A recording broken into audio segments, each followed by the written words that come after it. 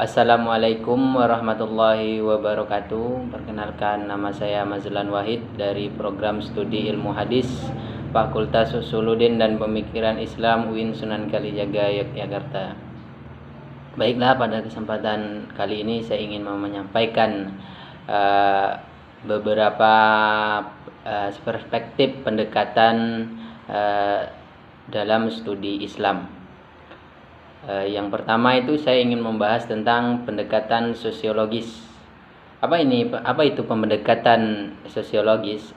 Pendekatan sosiologis adalah suatu ilmu yang menjelaskan tentang hubungan antara masyarakat yang satu dengan yang lain. Pendekatan ini sangat penting karena kenapa? Dalam pendekatan sosiologis, agama dapat dengan mudah bagi kita yang masih terlalu awam, karena agama saja diturunkan juga karena adanya kepentingan sosial. Jadi di sini maksud dari sosiologis ini adalah pendekatan sosiologis ini adalah suatu ilmu yang menghubungkan antara agama dan masyarakat, yang bagaimana masyarakat itu sendiri masih awam, belum mengetahui tentang apa itu pendekatan. Jadi yang kedua, di sini saya membahas yang kedua itu adalah pendekatan antropologis.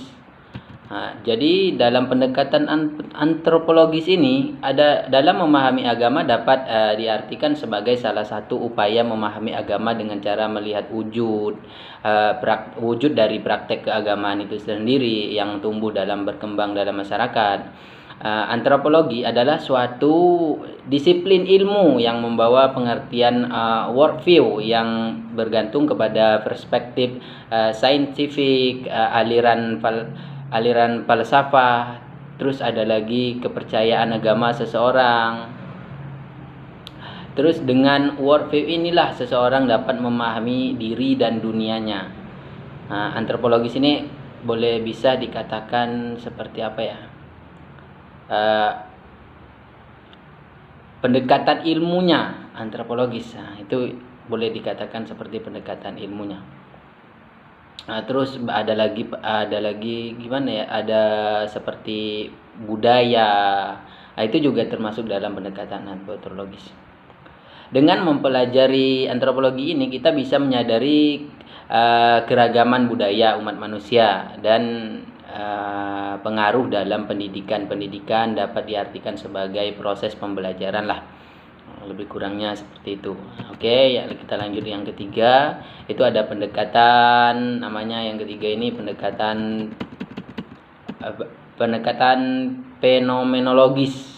Ya, pendekatan fenomenologis. Pendekatan fenomenologis ini berusaha mempelajari dan memahami berbagai gejala keagamaan sebagaimana apa adanya dengan cara membiarkan manifestasi pengalaman agama berbicara bagi dirinya sendiri. Pendekatan ini muncul pada akhir abad ke-20, terutama karena pengaruh filsafat yang berkembang yang dikembangkan oleh Edmund Husserl.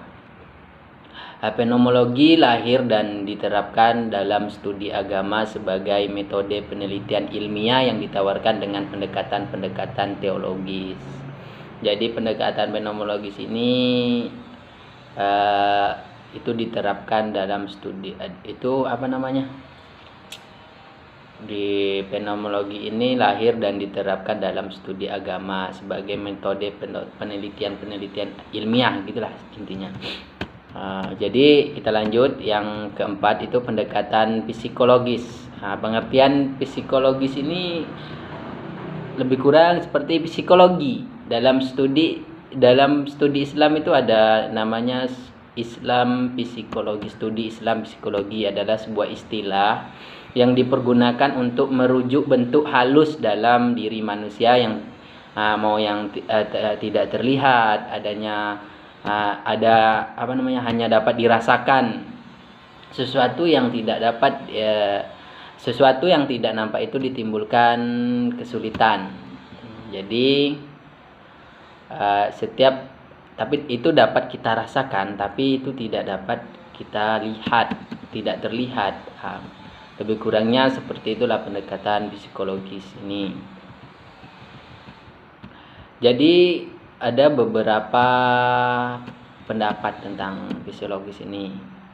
Secara bahasanya itu fisiologi ini berasal dari bahasa Inggris yang artinya psikologi, yang berasal dari bahasa terus ada lagi yang berasal dari bahasa Yunani artinya yang artinya itu visi yang artinya itu jiwa, dan logos yang berarti ilmu pengetahuan. Jadi psikologi artinya ilmu yang mempelajari tentang jiwa, baik mengenai macam-macam gejalanya, prosesnya maupun latar belakangnya, dan singkat disebut ilmu jiwa lah. Jadi kita lanjut berikutnya. Ini pendekatan mubadalah. Mubadalah ini berasal dari bahasa Arab yang memiliki 3 huruf asli, yaitu badala, yang berarti mengganti, mengubah. Mubadalah sebuah teori dalam pendekatan yang menjelaskan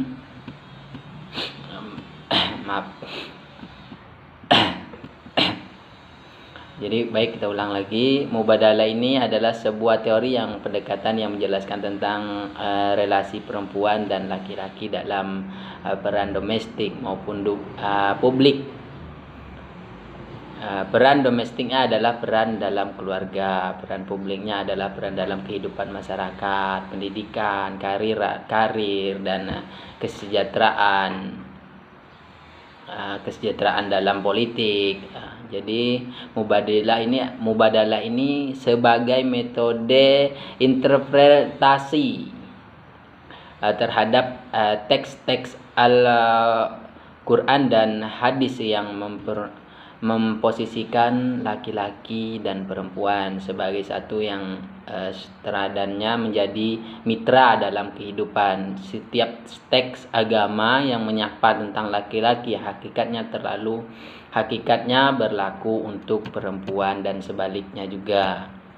Jadi pendekatan mubadalah ini lebih seperti gimana ya? Bisa dikatakan itu perempuan itu pada dasarnya pada zaman Yahudi itu memang tidak ada harganya. Jadi adanya ilmu pendekatan mubadalah ini, wanita itu semakin diartikan dan diangkatlah derajatnya. Lebih kurang seperti itu pendekatan mubadalah. Terus pendekatan historis. Ini historis ini ada berasal dari 2 kata. Pertama pendekatan lalu, yang kedua pendekatan historis. Historis sendiri itu berasal dari bahasa Inggris, artinya history. History itu yaitu artinya sejarah. Sama seperti kita story WA itu sejarah. Sejarah ini mempunyai arti kejadian di masa yang lampau ya, yang sama seperti story pada WhatsApp, IG atau sebagainya, dunia seperti itu. Story hanyalah masa lampau, masa yang udah kita lalui, itu story. Jadi kejadian di masa lalu. Sejarah atau historis memiliki berbagai peristiwa yang meliputi tempat, waktu, objek, latar belakang dan peristiwa tersebut. Jadi itu dinamakan pendekatan historis.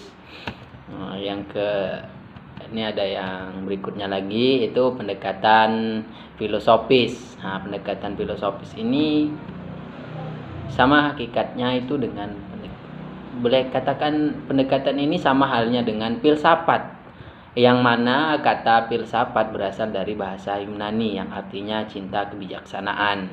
Selain itu, filsafat berarti mencari hakikat suatu, berusaha menautkan sebab dan akibat. Ini pendekatan filosofis ini ya sama kayak pendekatan filsafat. Mungkin bisa jadi ini adalah satu satu ilmu filosofis. Pendekatan filosofis ini kayaknya satu beda kata tapi satu paradigma sama filsafat. Itu kalau filsafat itu lebih mengkaji, mencari asal usul dan mengkaji, ya memang mengkaji. Ilmu filsafat itu ilmu kajian. Oke, kita lanjut berikutnya. Itu ada pendekatan hermeneutis. Hermeneutis ini itu sama kayak cuman beda kosakata, tapi sama paradigmanya itu sama kayak hermeneutika. Nah, itu lebih kurang seperti yang saya pelajari, itu lebih kurang seperti ini. Ilmu hermeneutika ini merupakan salah satu pendekatan yang digunakan untuk menganalisis suatu teks. Saat ini hermeneutika banyak digunakan dalam kajian teks hampir di segala bidang keilmuan. Itu pendekatan hermeneutis. Jadi saat ini ilmu hermeneutika ini banyak digunakan dalam kajian teks hampir di semua bidang keilmuan. Antara lain itu ada filsafat, seni, sastra, sejarah pun, hukum, dan yang lainnya juga banyak sekali. Adapun dalam studi Islam juga banyak digunakan yang ilmu pendekatan seperti ini. Baiklah, lebih kurang dan baiklah demikian yang dapat saya sampaikan pada kesempatan kali ini. Lebih dan kurangnya mohon dimaafkan ya, kita sama-sama belajar. Kalau ada tambahan ya silahkan, kalau ada kritikan ya silahkan, kalau ada yang mau ditanyakan pun silahkan, atau kita sama-sama berdiskusi. Dan bila ada kata yang tidak mengenakan atau menyinggung perasaan saudara atau teman sekalian, mohon dimaafkan. Lebih dan kurangnya mohon maaf, dan saya akhiri wabillahi taufiq wal hidayah. Wassalamualaikum warahmatullahi wabarakatuh.